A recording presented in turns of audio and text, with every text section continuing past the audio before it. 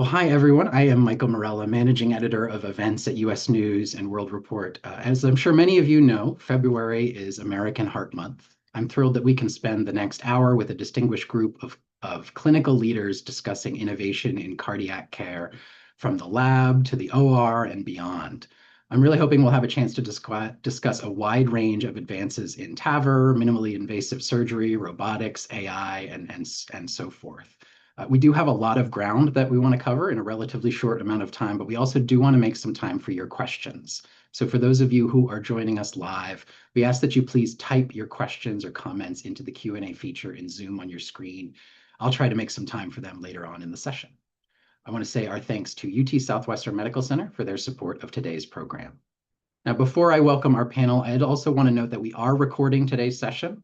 Video of the event, as well as information about past and future programs, is available at usnews.com/events. Look for a follow-up email from our team with a link to the video in the coming days. I also want to encourage you to visit our site at usnews.com/events to find some more information about the US News Healthcare of Tomorrow conference, which we'll be hosting in Washington, D.C. this summer on June 17th and 18th. The forum will give attendees the opportunity to join hundreds of leaders from across the healthcare industries who'll come together to examine some of the most pressing issues and promising solutions in healthcare, including a lot of the conversation around health innovation like the one we'll be having today. Registration is open, and I hope you can join us there. Now it is on with today's program. I want to ask you to please join me in welcoming Dr. Vinay Badwar, Professor and Chair of the Department of Cardiovascular and Thoracic Surgery at West Virginia University, and Executive Chair of the WVU Heart and Vascular Institute. Dr. Anna Bortnick, Associate Professor at Montefiore Einstein in New York, where she serves as the Interventional Cardiology Fellowship Program Director. Dr. Bortnick also chairs the American College of Cardiology's Interventional Leadership Section Council.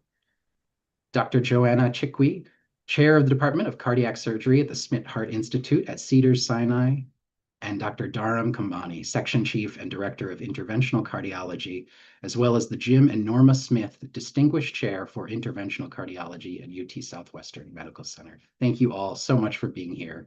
And now I want to jump right into the discussion. So, our audience has heard just a little bit about who you are, but I wonder if you could kind of share a little bit more about your roles, your institutions, and the focus of your work. Dr. Bortnick, maybe we can start with you and then just go around the horn. Thank you, Michael. I'm Anna Bortnick. I'm at Montefiore Einstein in the Bronx, New York, and have been here for about almost 14 years. I'm an interventional cardiologist and excited to talk about innovation in the field today. I also have a couple of roles at the American College of Cardiology, serving as the chair for the Interventional Section Leadership Council, and also as the downstate governor-elect for the New York State chapter of the American College of Cardiology. Dr. Kambani, maybe turn to you next. Yeah, hi, Michael, thank you. So, real honor to be here. My name is Dharam Kambani. I'm at UT Southwestern in Dallas. I've been here for about 15 years now. So my role here, I'm currently the chair of the section chief for interventional cardiology. I helped start the structural heart program here, when I joined. So we have a really busy and robust clinical program in transcatheter valves, as well as a really vibrant surgical program. So I'm really honored to be here with my colleagues. Honored to have you here as well. Dr. Chikwi, wonder if we could turn to you next. Hi, so I'll give you the lens of institution, which is Cedars-Sinai in Los Angeles. I think the institution is known for its huge heart and lung transplant programs, one of the largest and most innovative structural heart programs in the US, and one of the largest robotic cardiac surgery programs in the US. I'm chair of cardiac surgery, so I interface across all of those. And then my national lens as chair of American Heart Association Scientific Sessions gives me a great insight into what's keeping cardiologists across the country and internationally up at night, as well as a joy, which is interfacing with all the basic scientists that are driving our specialty forward. Thank you so much. And Dr. Badwar, you. Well, Michael, thank you. It's a pleasure to join you and my colleagues. As you said at the opening, I serve as the professor and chair of the Department of Cardiovascular and Thoracic Surgery at West Virginia University. but also the executive chair of the WVU Heart and Vascular Institute and Service Line, which is the largest multi-hospital program in the state, along with the 5 states surrounding it. And we see about 500,000 patients per year in cardiology, cardiothoracic surgery, vascular, as well as thoracic surgery. And we also have one of the most robust robotic programs in the world. And like Dr. Chikwe, we always pursue the best evidence forward. And I'm pleased to join these colleagues with whom I've had great interactions over the many years as we join forces on pursuing the best evidence, be that cardiology, surgery, and I think that's the entire theme of this session. Absolutely. Well, welcome to you all. And yeah, I think in the spirit of that theme and that idea, I wonder if we could start with sort of the broad question of what are some of those innovations in the field, whether it's research, treatment, technology, something else, that you're working on or that most excite you. Again, at your own institutions, or several of you who've mentioned you're in leadership roles with membership associations. Again, maybe Dr. Bortnick, as the ACC, Interventional Leadership Section Council Chair, I wonder if you could kind of talk a little bit about the upcoming ACC event, I think at the end of next month in New Orleans, any sort of programming there that you'd want to call our attention to, or that sort of represents some of the exciting work happening in the field. And again, I'd love to hear from each of you about, just sort of a snapshot of what's happening now and maybe where things are headed. Yeah, so I'm actually very excited for a couple of late-breaking clinical trials that will be presented at the ACC Scientific Sessions in New Orleans in late March. I'm really looking forward to seeing the results of the Orbita CTO trial, looking at a very rigorously designed study of whether we should be opening very technically difficult blockages in individuals who have chronic, stable chest pain. I'm interested in seeing the results of computational fluid dynamics and AI-type programs to assess blockages, using just pictures to make the assessment. So kind of like a better eyeball, so to speak. And then I'm really interested to see the results of the HI-PEITHO trial, which will give us information about anticoagulation, which is a blood thinner, versus giving a directed, more powerful blood thinner through a catheter inserted into the heart for people who have blood clots in the lungs. So these are kind of the three, I think, hot topics that I'm looking most forward to for ACC 26.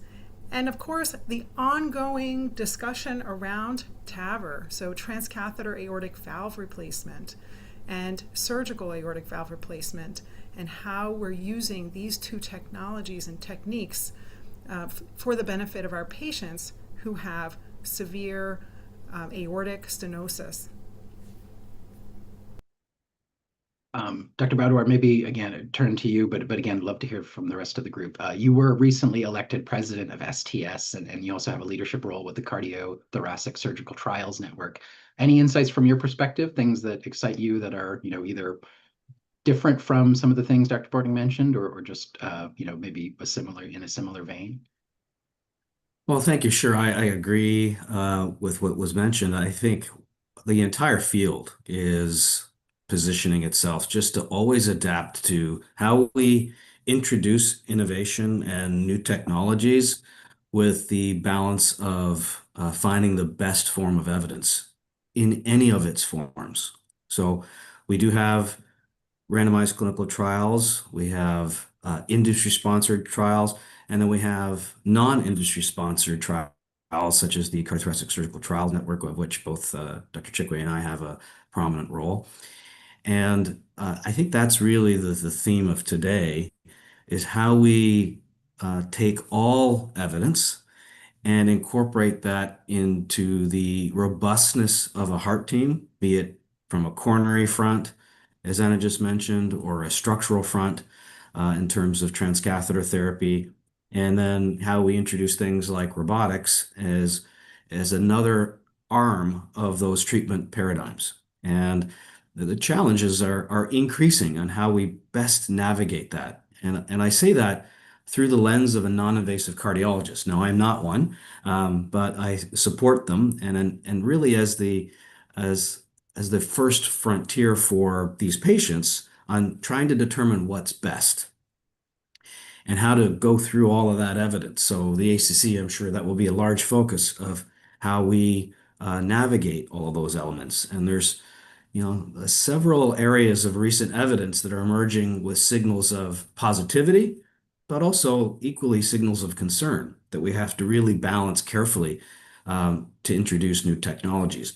TAVI or TAVR is just an absolutely wonderful tool in helping hundreds of thousands of patients annually. But we also have to make sure that we continue to introduce that within the bounds of evidence and respect signals when they arise to help navigate for not just the 30-day outcome, but the long term.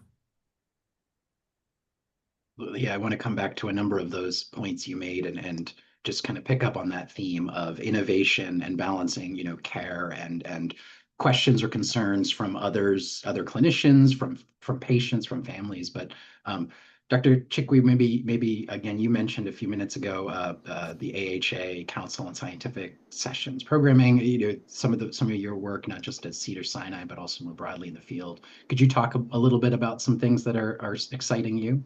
Yes, I'll talk about three broad areas that I think are transforming how we deliver cardiovascular care right now.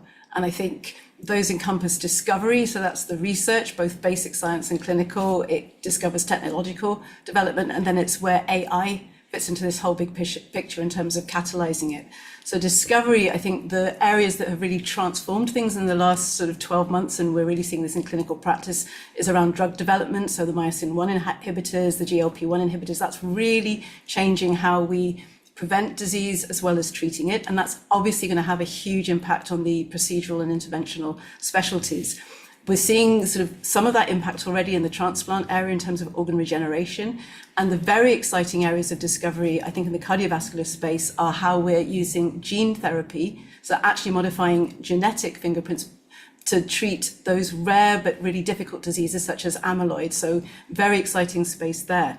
I think in the trial space where Cedars has been able to leverage its huge interface across the interventional, structural and surgical specialties, we're going to hopefully be seeing the early results of trials looking at the mitral transcatheter surgical space and also the aortic valve in new areas. We've been treating aortic stenosis very well. Big question is, can aortic insufficiency be addressed by some of these transcatheter spaces? And then walking sort of towards the technological development area, I think in the structural heart space, new devices that are getting a better result in those spaces is really going to drive a ton of interesting things. Certainly in the surgical space, we're seeing robotic applied much more broadly. So Dr. Badwar's group pioneered the robotic aortic valve, and I'm sure he's going to talk about that in more detail at Cedars. We were very excited to perform the first ever robotic lung transplants, and we've now done scores of patients that have really transformed how that operation can be applied more broadly. And then finally, AI, which I think is really important. And I think that apart from the efficiencies that we can see in clinical practice, the two areas that I'm excited by are informing more tailored, individualized decisions for patients. So that patient that's standing between an interventionist and a surgeon trying to decide between a PCI or a CABG, and is really sort of guided by two clinicians who may be biased, may not have all the information, has the opportunity now through platforms that we're developing at Cedars and are being developed concurrently elsewhere to hopefully get a completely tailored way of assessing risks and benefits that would allow them to choose the right treatment. And the STS that Vinay is president of has been really instrumental in providing data that informs that. Not just short-term data, but long-term data. And secondly, and I think this is probably most important for patients, using AI to create content that patients can use to understand their condition, what the options are, and how to make the best choices, really putting power back in the hands of patients. So those would be the broad three areas. Thank you so much.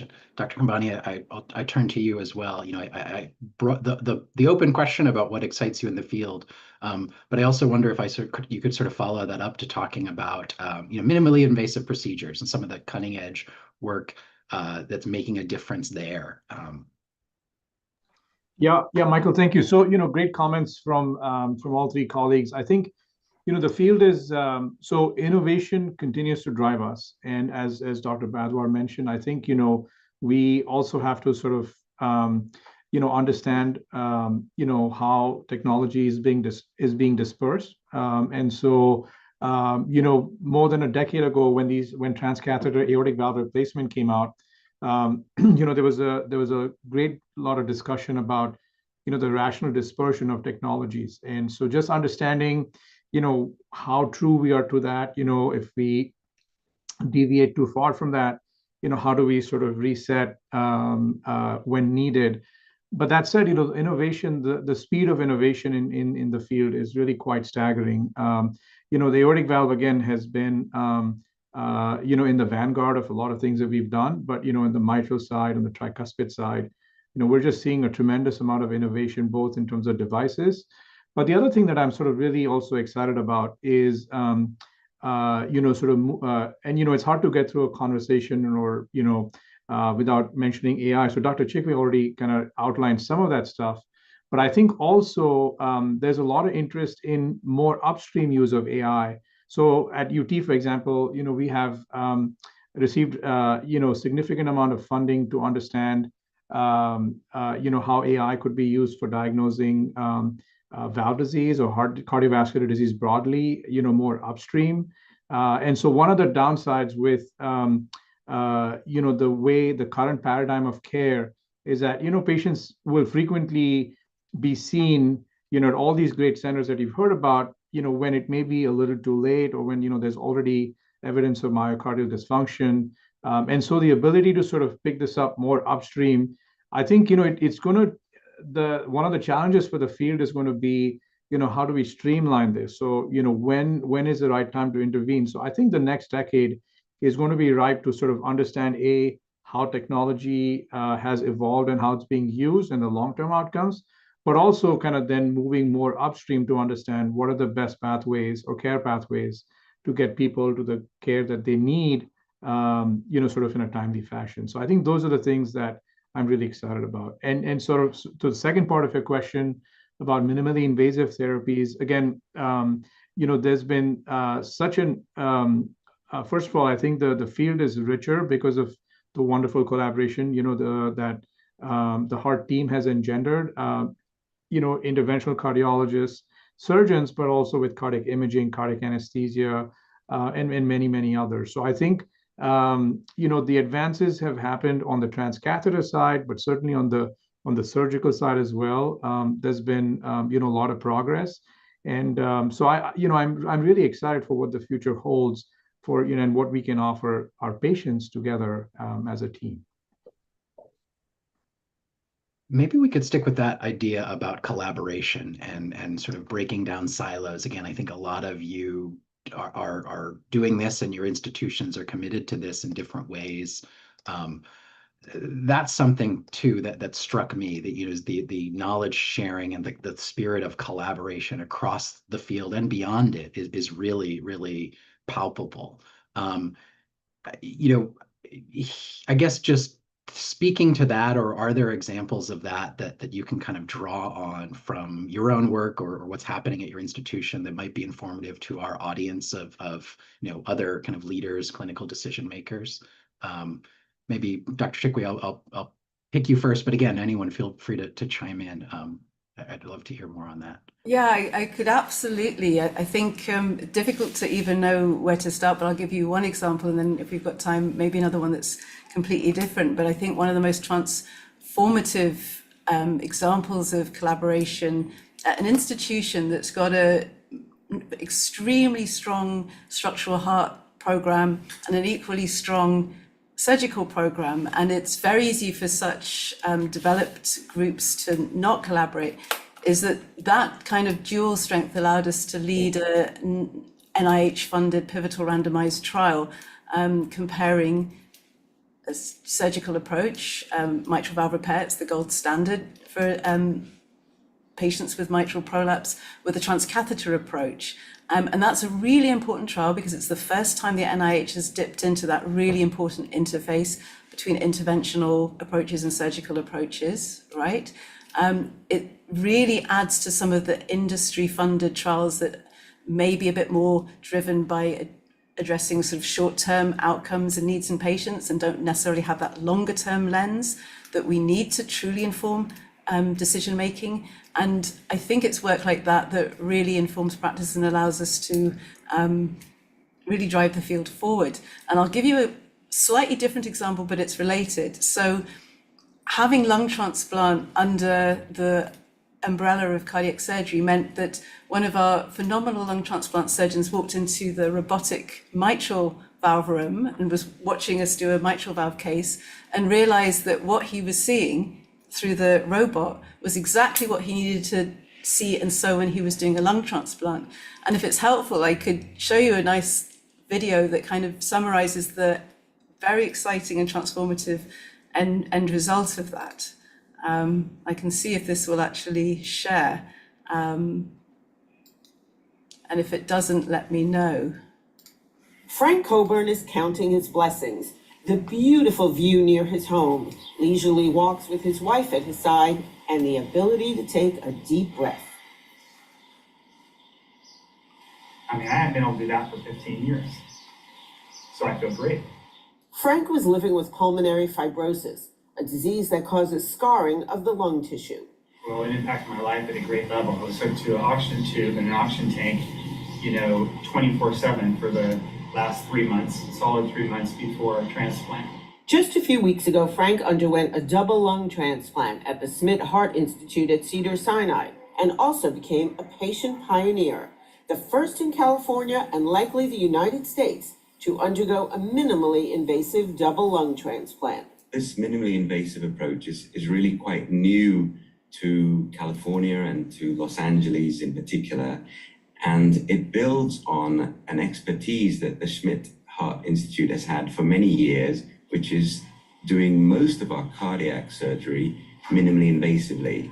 Dr. Caterino explains rather than using what's called a clamshell incision, which is a giant open chest incision, doctors made a small incision above the breastbone under each breast. We put a special tube in the... And I'll stop it there because I, again, don't want to turn this into a lung transplant symposium, but that wonderful sort of synergy between two theoretically completely unrelated areas is just a great example of how cross-team collaboration can improve patient care broadly. Dr. Badwire, anything you would want to share on that front, or? I think our entire field needs to really help cement the heart team as we integrate new technologies and innovations. And I'll give you a local example. About 10 years ago, when we launched the WVU Heart and Vascular Institute, that we saw that issue because, as Dr. Chikwe just mentioned, even though that we had the element of heart teams establishing across the country, and Dr. Kambani mentioned about rational dispersion of technology, that still was an issue on not necessarily the conceptual motivation of a heart team, but the organizational footprint to help support and cement the heart team. And let me explain very briefly. Across the United States, at least, many programs still help encourage care through work-related value units. And that is a situation where intentional or unintentional decisions get made on how one practices. We eliminated WVRVUs at our institute a decade ago, and that has helped truly cement the heart team as part of the fabric of how we practice. So there's no motivating factors that I need to do a heart surgery or a transcatheter therapy or other elements and hold on to the patient and do whatever we need to do. It's all truly being able to facilitate an organizational structure that does the right thing for the right patient at the right time, always. And that has been really a significant change, because when that happens, then the care paradigms always do the best, and we always unify behind a decision, and the finances take care of itself, because the physicians want to do the right thing for the patients. That's the Hippocratic oath. That's what we all came to do. And I think that's a mechanism on how we can propagate that heart team environment, but also help propagate innovation. And as Dr. Chikwe mentioned, we are humbled to introduce a new therapy on robotic aortic valve replacement. But the actual impetus behind that, even though that myself and my colleagues have been experimenting with that in the lab for many years before, my interventional colleagues didn't know that. It is them who actually promoted and insisted that we do this robotically because of our robust robotic mitral program. And so that's the synergy of the partnership because of that cementing of the heart team as merely an example of the many other things, CTOs, as we were hearing about earlier, new technologies in electrophysiology, on how we do EP therapies. That there are many examples present and in the future that structure, I think, will be an important element as we work together in the future to help make sure that we have that rational dispersion of not just the current technologies, but all those to come. Dr. Bortnick, I wonder if you could, you co-founded the cardio obstetrics program at Montefiore, and I wonder if you could talk about that as another sort of example of the collaboration across different specialties, service lines, that sort of thing. You know, what we're really talking about is cardiology at the intersection of other fields.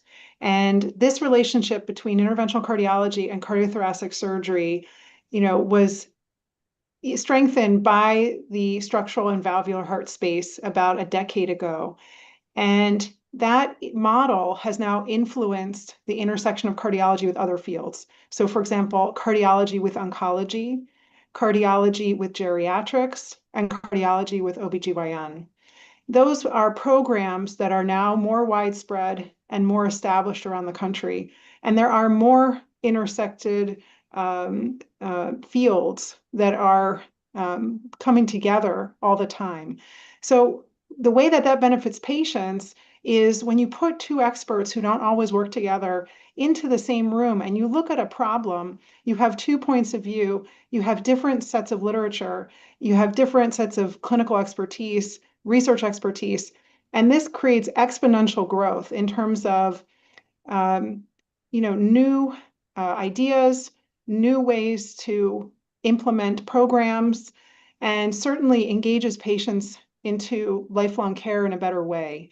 So we have now seen explosive growths in those areas. And hospitals that have significant need for those programs, ought to establish and found those intersected fields. Find those two specialists, have them work together, and just sit back and watch to see what happens, because this is tremendously beneficial for patients and for research and future development in our field. And this really comes out of the heart team model that was created between interventional cardiology and surgery. We use the same model for our maternal fetal medicine cardiology program and found it to be extremely useful. We've now seen over 1,500 patients in that program over the past decade, and have ongoing research collaborations across the country and internationally in that space. So this is an area to keep your eye on, is cardiology at the intersection of other fields.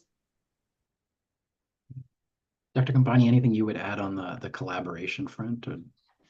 I think it's been said, really well. I think the one other sort of stakeholder in this that is, it's always been about the patient, but I do think,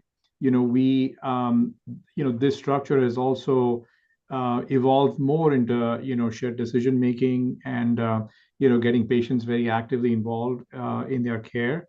And I think that has also been, a great move forward. So as Dr. Bador was saying, I think having informed patients that sort of really understand, sort of the differences between procedures, they may weigh, different aspects of the procedures differently. So surgery versus TAVR, for example, what is their perception, rather than making that decision for them when there's true equipoise.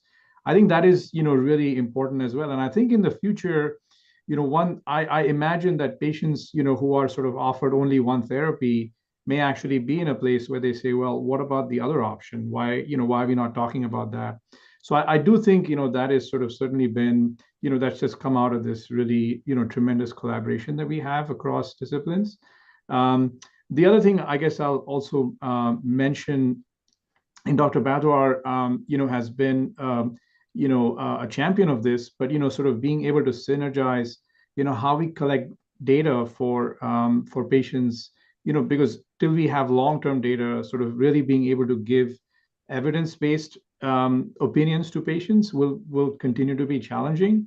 And so, I welcome that sort of move as well, where, the way we collect data is more focused on a disease, which is more patient-centered or patient-focused, rather than the way it is right now, which is based on the technology or the treatment that they got offered.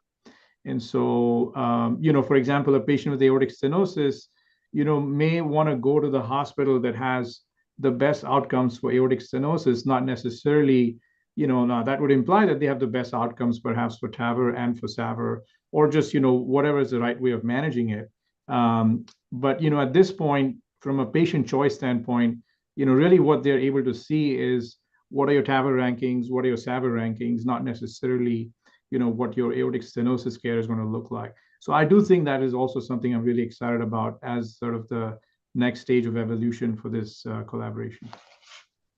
Michael, may I follow up on Please. Dr. Kambani's Absolutely, yeah. excellent comments? Is that, I think whether that's, rankings or whatever, I think that has to take a second seat to the pursuit of evidence. And, we've had nice collaborations, Dr. Kambani and I, and any on this call, of how to generate that evidence and how to do that in a balanced way, focused on the long-term outcomes. I just saw a question in the chat about that.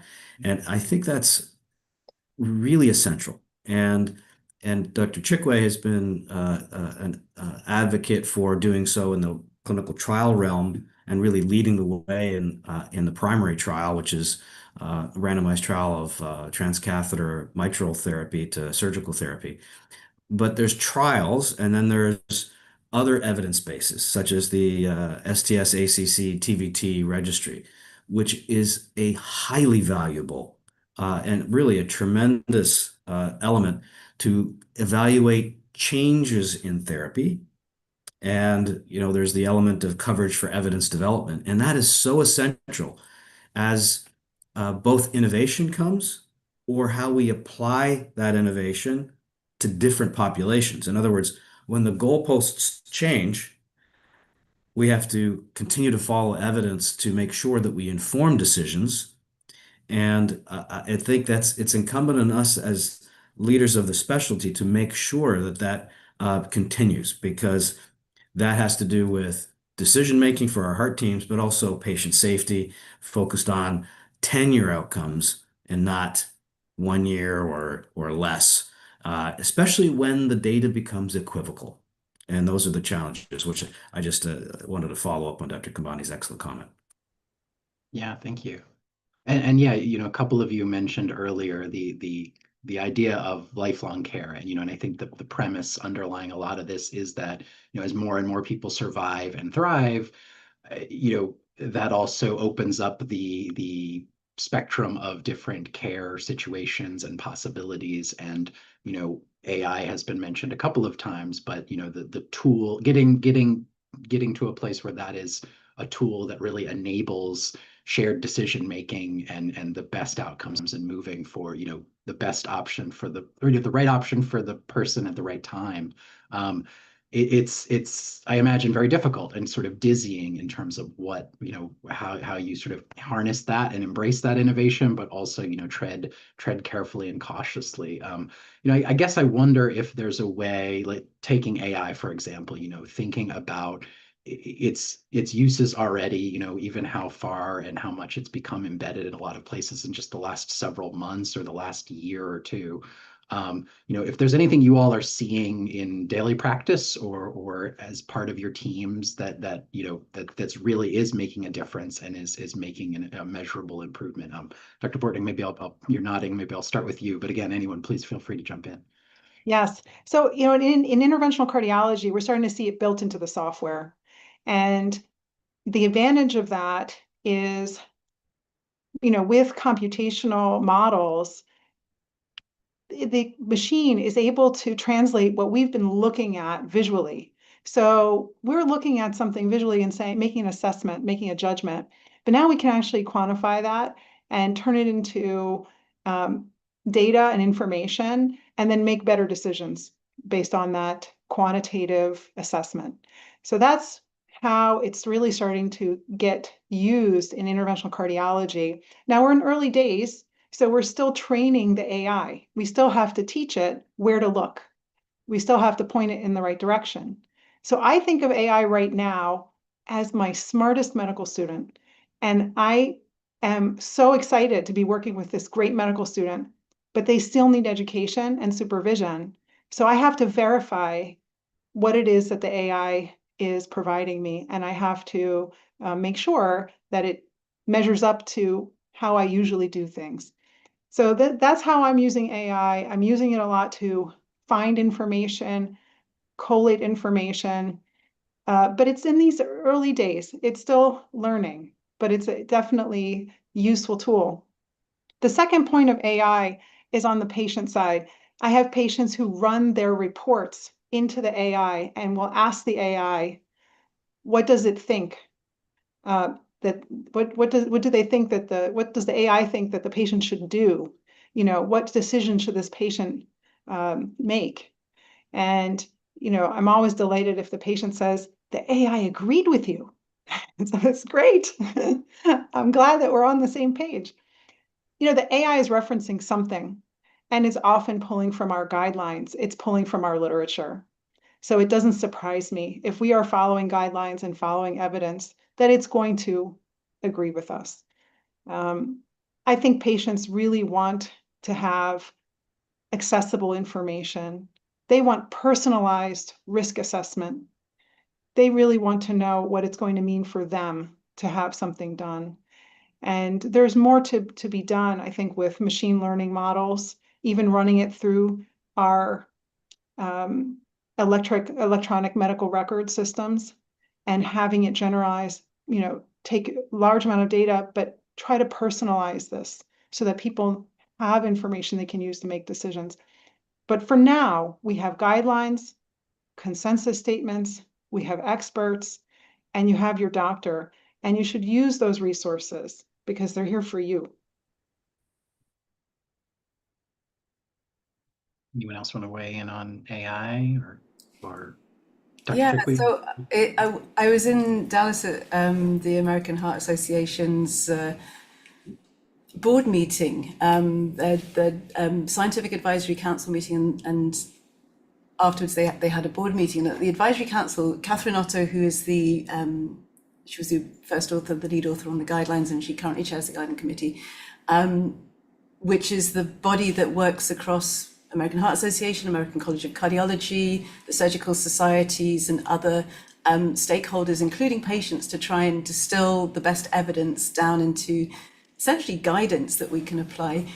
She was recognizing the fact that we have to move away from this traditional model of, every 18 months, the big committee sits down and goes through what new evidence may or may not have popped up, really leverage the ability to draw data and research and patient experience in real time, recognize that what we absolutely desperately need is much better individualized risk assessment models. So to really draw on some of the data that Dr. Badwa and colleagues have generated to truly inform practice. And I think we're trying to take it one step further at CEDARS. It's a really it's a work in progress, but essentially attempting to give patients a much more empowered and informed ability to be part of this decision-making.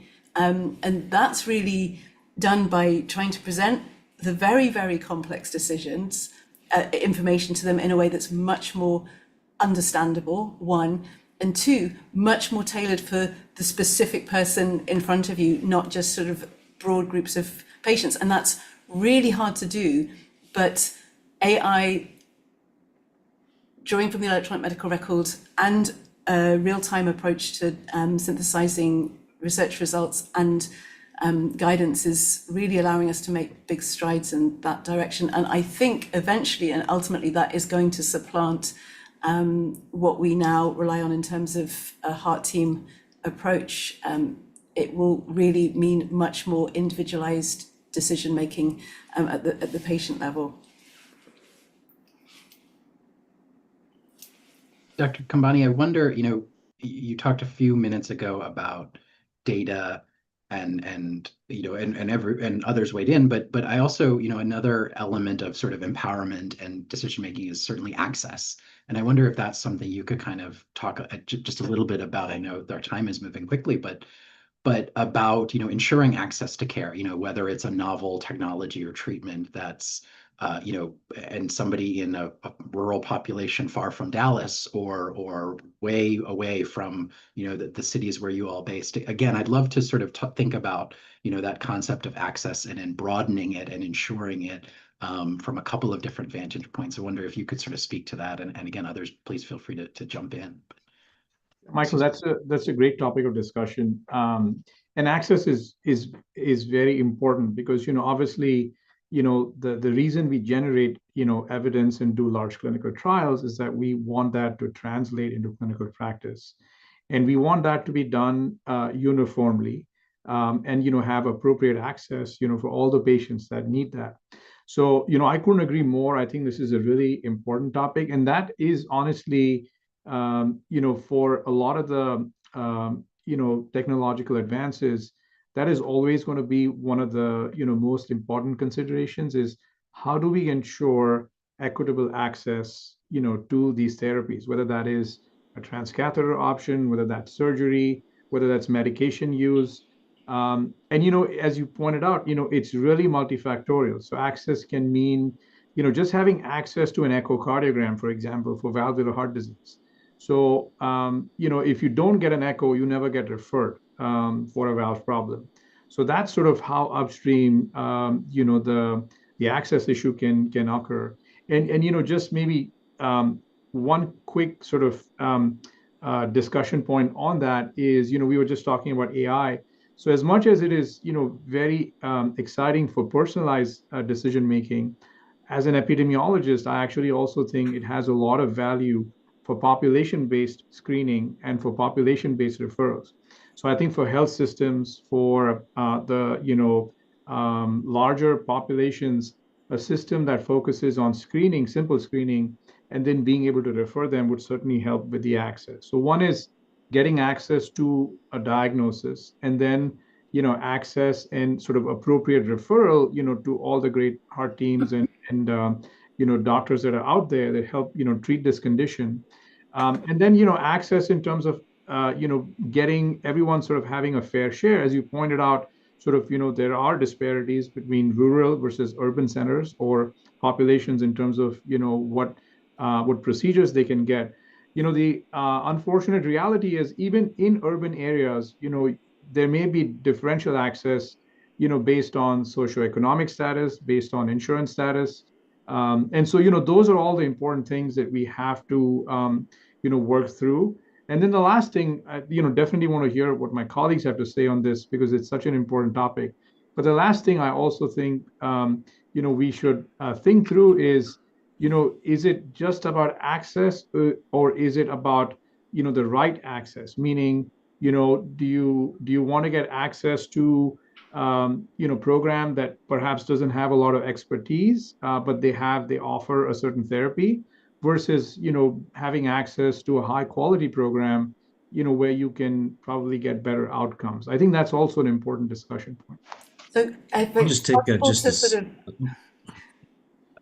I was just going to make a mention to follow up on Dr. Kambani's comment on the aspects of access and rurality. I mean, I could not agree with him more. And I think that's the part of the element as we start to look at how do we apply science to the majority of the population. Of course, much of care is done in urban centers, and where sometimes the volume outcome relationship creates lines.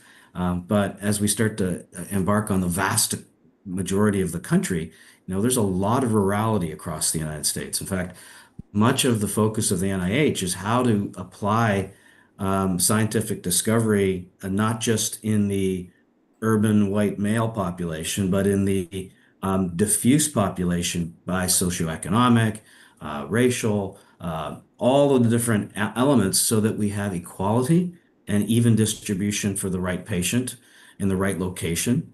I can tell you here at WVU, one of our main areas of focus, we're privileged to have a blend of different experience across our now soon to be 30 hospitals. In that we utilize both a hub and spoke, but also a hub and hub. So we centralize access to key elements that we're talking about in different areas. But then when it becomes highly complex, because be it transplantation or complex interventional or surgical or robotic areas, then patients get shifted to that location. This is exactly what Dr. Kambani is talking about.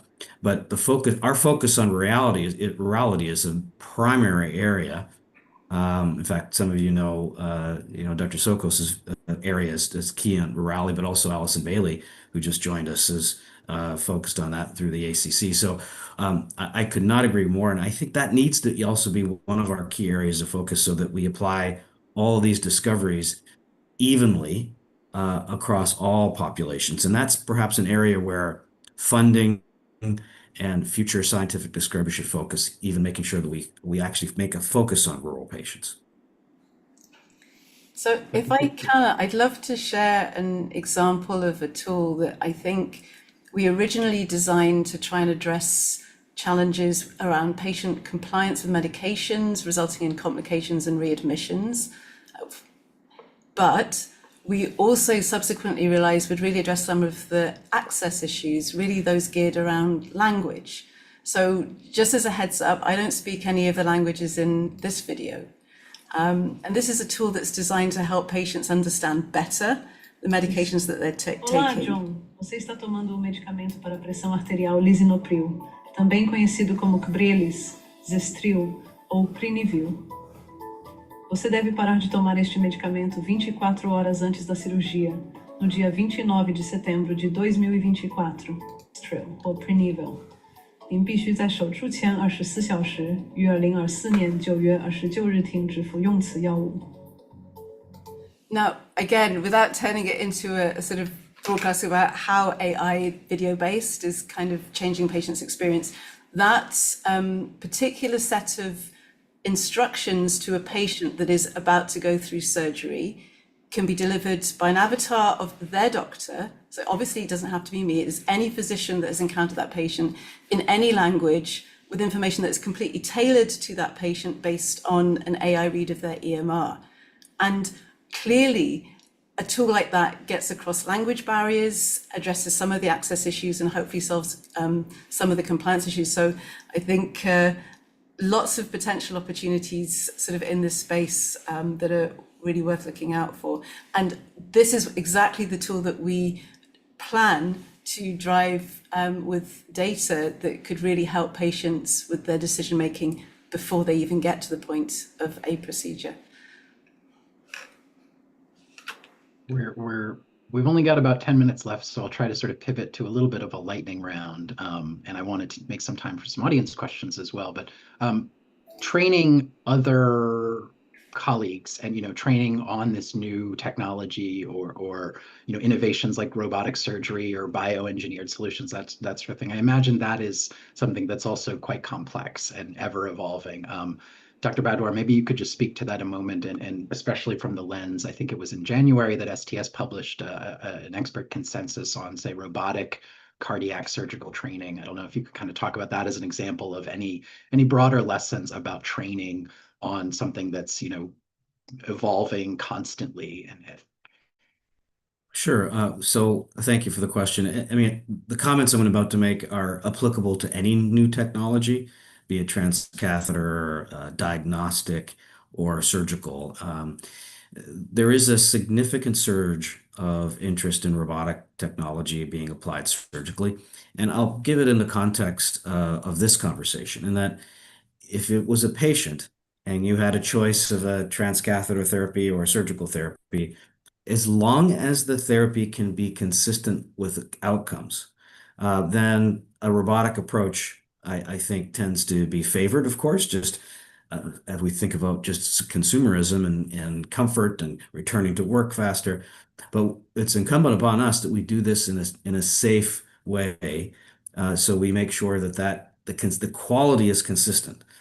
The quality of a transsternal approach to surgery, we know has excellent multi-year and sometimes multi-decade outcomes of safety and outcome. But we also have to make sure that we do the same thing for robotics. So we structured a multinational global expert consensus on how to do robotic cardiac training, introduced that. It's in multiple phases. We don't need to go through the details, but the element is to standardize care and then track that care so that it is a seamless element, at least equivalent, but in many cases potentially superior if done properly, but not so that robotics is not just a single operation, such as a mitral valve or a minimally invasive robotic bypass, but a platform for all of cardiac surgery so that we can do multiple procedures.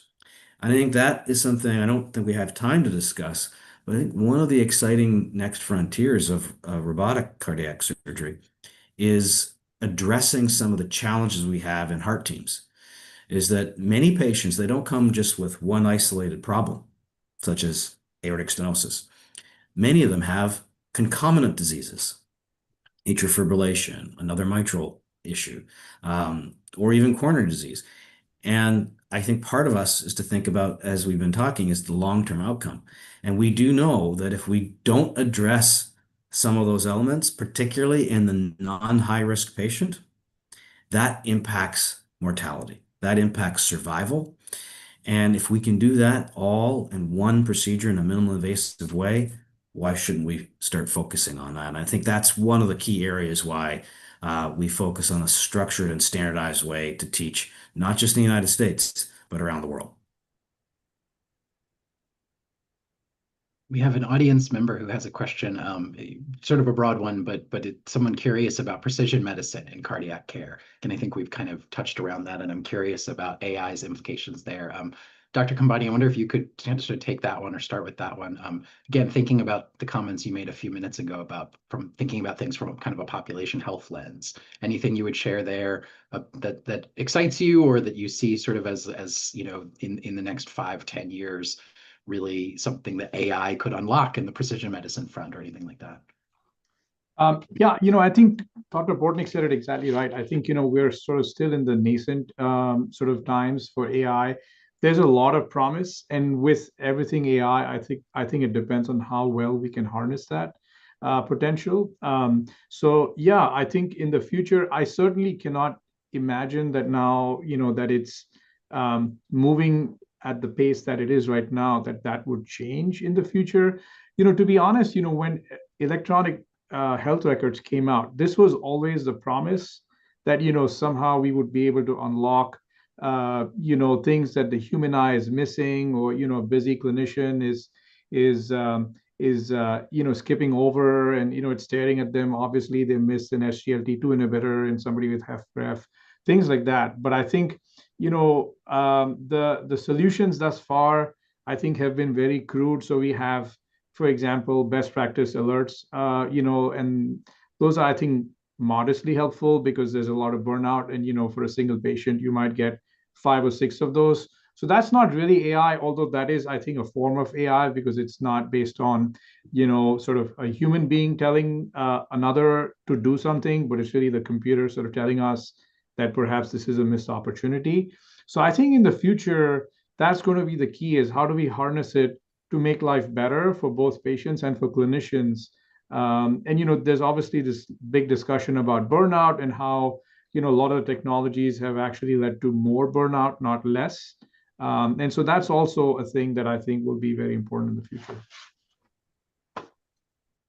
Dr. Bortnick, I wonder if you could sort of talk briefly about the kind of cost funding question or challenge there. The sort of, in cases where things are quite expensive and finances are precarious, or how do you, or how do those joining us for the session today, and what are some ways that they can kind of help make the case for equipment or a particular procedure or something like that of their hospital leadership or board or that sort of thing? How do you decide sort of where to put an investment, if there's a lot of different options on the table? That's an excellent question. I think there are people on our call today who have many opinions about this, and we should round robin this question. But Yeah. what I would say is, at the time that you're building a new lab or a new OR, this is the moment to take stock of what technology do we want in this new space that's going to push us forward, rather than building something for the past. And that's the moment to partner with your physician and your cardiovascular teams and ask them, what do we include here to make us state of the art? How can we use this opportunity to advance our institution? That's the best time because you're earmarking, a large capital expense. You're making an investment on potentially a building. These are the moments to outfit your institution with the state-of-the-art equipment. I think that's probably the best time to do it, because that's the moment where you have the ability to earmark the funds. But I think the physicians and the cardiovascular teams can tell you, what's at the forefront, what is the vision? We've heard from Dr. Chikwi today, the vision from Cedars. We're hearing from, Dr. Badwar, Dr. Kumbani, from different parts of the country, what the vision is, what the need is, where they are. And, partner with your physician and local teams and ask about the new technology that's coming out and what should be state of the art for your institution where you are.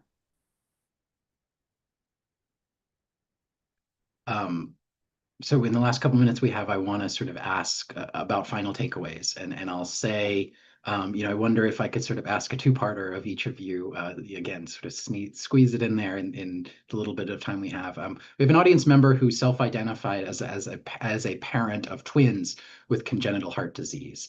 And so I wonder if, thinking about something either we haven't talked about or that you want to kind of double down on that we have discussed, kind of what's your takeaway for that parent, thinking about her children, and then kind of what's your takeaway for the provider, whether it's, a colleague in cardiology, whether it's that hospital leader thinking about making an investment in X, Y, or Z. Again, maybe we could just kind of go around the horn and hear a little bit of each of you about those sort of takeaways. Dr. Badwar, maybe start with you and then move to the others. Sure. So it's a complex question, but I'll try to break it down Yeah, for you. take your time, but thank you. Yeah. No, sure. So just to take a page from Dr. Bortnick's recent question or comment is that, part of a healthy relationship between the clinical side and the administrative side really is important for all leaders within each institution to have a voice.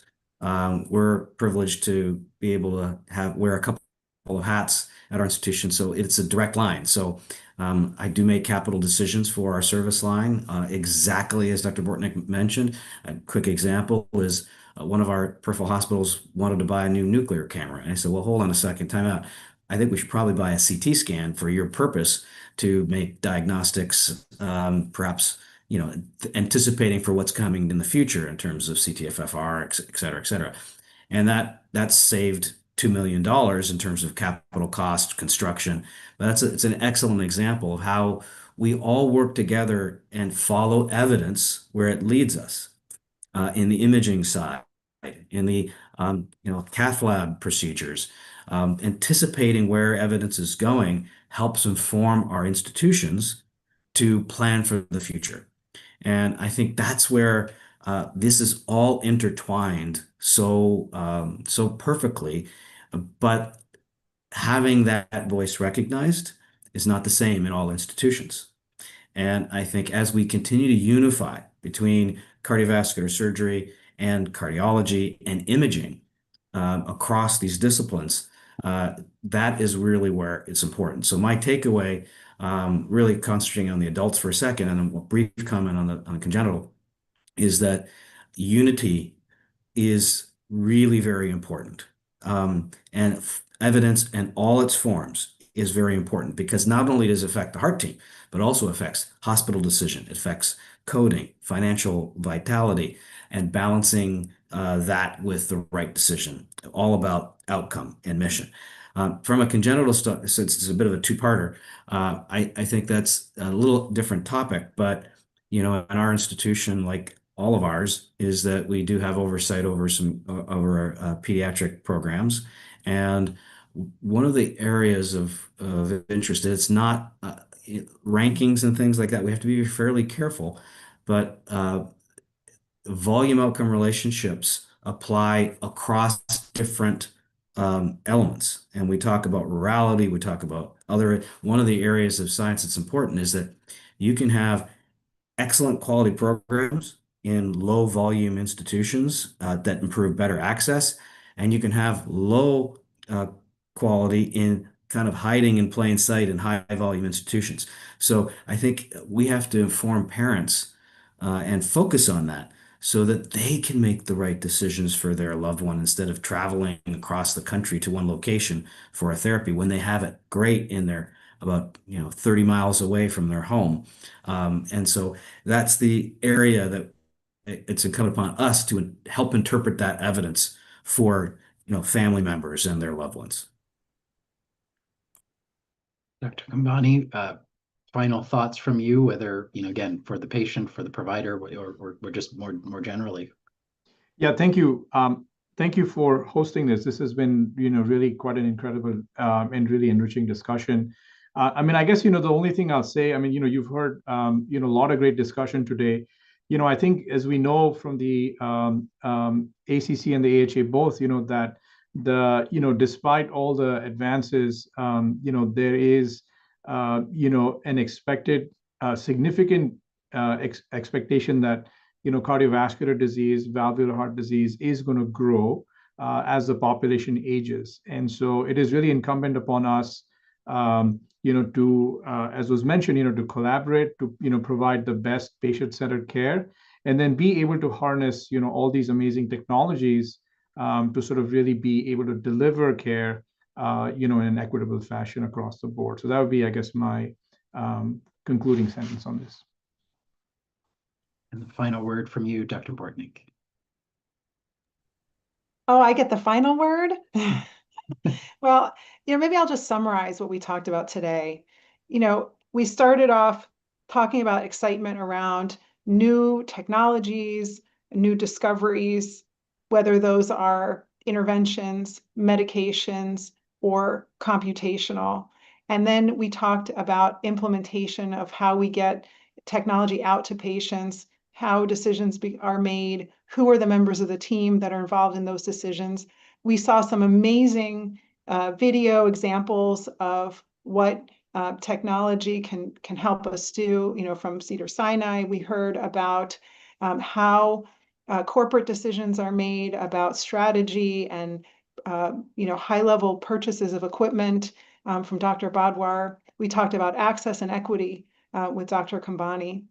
And I think lastly, patients listening today, doctors listening today, there's more to come. There's a new evolution in this area. And, what an exciting time that we're in because it's iterating so quickly. So, we want to make sure that people feel cared for, that they feel safe in their hospitals, that they feel that the medical profession is on their side. And I think all of us are here to strongly say that we are very committed to taking care of you. We are committed to taking care of you as the public, and your doctors are here for you. So, use us as a resource. We're really excited to partner with you so you have your best health outcome for the future. That is a perfect way to end, but I will steal one more final word, and that is really just to thank you all. I'm really grateful, Dr. Dharam Kambani, Dr. Anna Bortnick, Dr. Vinay Badwar, and Dr. Joanna Chikwi, who was called away unexpectedly the last few minutes. So if you don't see her on your screen, that's why. Thank you so much for joining us, for sharing your insights with our audience. And thank you to those of you in the audience who joined, who asked good questions, and who were thoughtful participants during the session. Do look out for a follow-up email with a link to the recording of today's session. And I hope you'll visit usnews.com/events to see some other programming we have coming up in the weeks and months ahead. Thank you again.